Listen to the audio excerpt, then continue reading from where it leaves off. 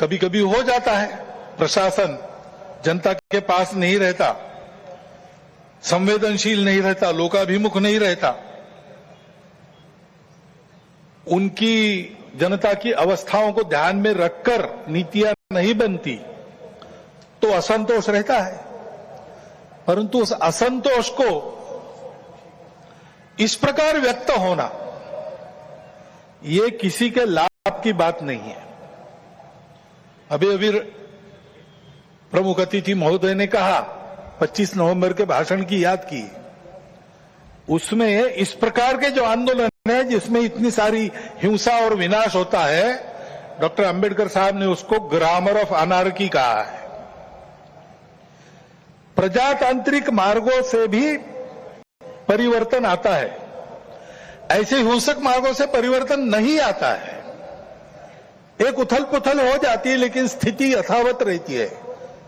पूरे दुनिया का अभी तक का इतिहास देख लीजिए, जब से ये उथल पुथल वाली तथाकथित रिवॉल्यूशंस, क्रांतियां आई, किसी क्रांति ने अपने उद्दिष्ट को प्राप्त नहीं किया।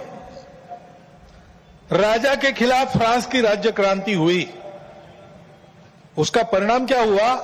नेपोलियन बादशाह बन गया, वही राजतंत्र कायम रहा। इतनी सारी तथाकथित साम्यवादी क्रांतियां हुई, सब साम्यवादी देश आज पूंजीवादी तंत्र पर चल रहे हैं, जिसके खिलाफ क्रांति हुई। ऐसे हिंसक परिवर्तनों से उद्देश्य नहीं प्राप्त होता है, उल्टा इस अराजकता की स्थिति में देश के बाहर की स्वार्थी ताकतों को अपने खेल खेलने का मौका मिलता है। और इसलिए हमारे पड़ोसी देशों में जो उथल पुथल हो रही, ये हमारे ही देश है, वे हमसे दूर नहीं है। कुछ वर्ष पूर्व भारत ही थे, हमारे अपने हैं। उनमें इस प्रकार की अस्थिरता उत्पन्न होना, ये हमारे लिए, हम केवल उनके पड़ोसी है इसलिए नहीं, वो सब हमारे अपने देश है, इसलिए चिंता का विषय है। हितरक्षण से भी ज्यादा ये जो हमारा आत्मीयता का संबंध है, अपनेपन का संबंध है, उसके चलते ये चिंता होती है। परिस्थितियां ऐसी है, जैसा मैंने कहा, दोनों प्रकार है।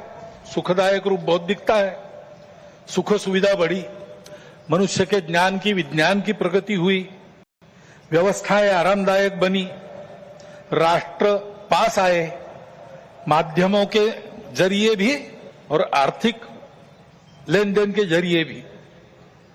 परंतु इस परिवर्तन की, विज्ञान और तकनीकी की गति इतनी ज्यादा है कि मनुष्यों की गति का बदलने की और उसका तालमेल नहीं बैठ रहा है। इसलिए भी मनुष्य जीवन में कई प्रकार की समस्याएं, युद्ध, अन्य छोटे बड़े कलह, ये तो सब चल ही रहे। प्रकृति के उग्र प्रकोप को हम अनुभव कर रहे हैं, लेकिन परिवारों में भी टूटन आ रही है। नागरिक जीवन में बढ़ता हुआ अनाचार, अत्याचार दिखाई देता है। इसके शमन के, इसके उपाय चलते हैं, प्रयास हुए हैं, परंतु इसका पूर्ण निदान होने में वो असफल हो गए।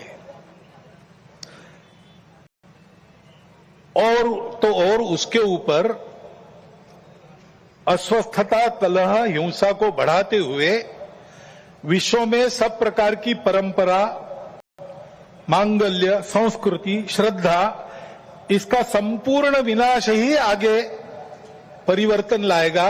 ऐसी उल्टी विचारधारा, विपरीत विचारधारा और घातक विचारधारा लेकर चलने वाला एक नया पंथ उदय में आया। बहुत पहले आया, आजकल वो भारत में भी अपने हाथ पैर फैलाने की कोशिश कर रहा है।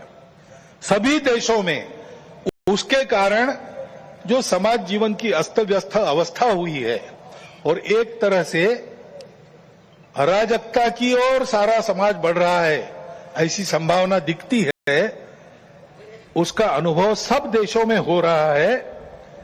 और इसलिए इन सारी परिस्थितियों को लेकर विश्व जब पुनर्चिंतन करता है तो वो भारत की ओर अपेक्षा से देखता है।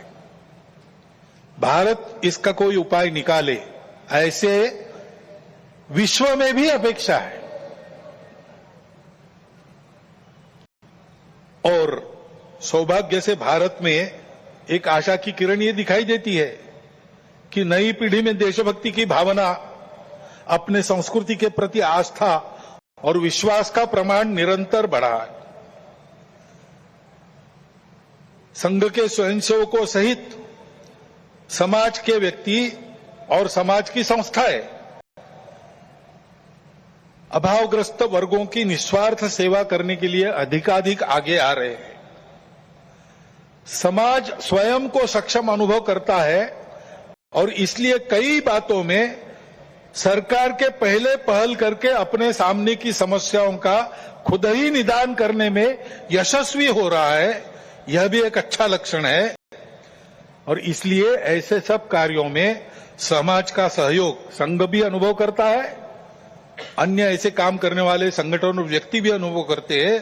प्रत्यक्ष सहयोग और सहभाग, इसकी इच्छा समाज में बढ़ रही है और बुद्धिजीवियों में भी अपने देश के हमारा कोई स्वतंत्र अलग ऐसा कोई प्रतिमान, ऐसा कोई मॉडल हो सकता है क्या, इसकी खोज करनी चाहिए, ऐसा चिंतन बढ़ रहा है। क्योंकि भारतीय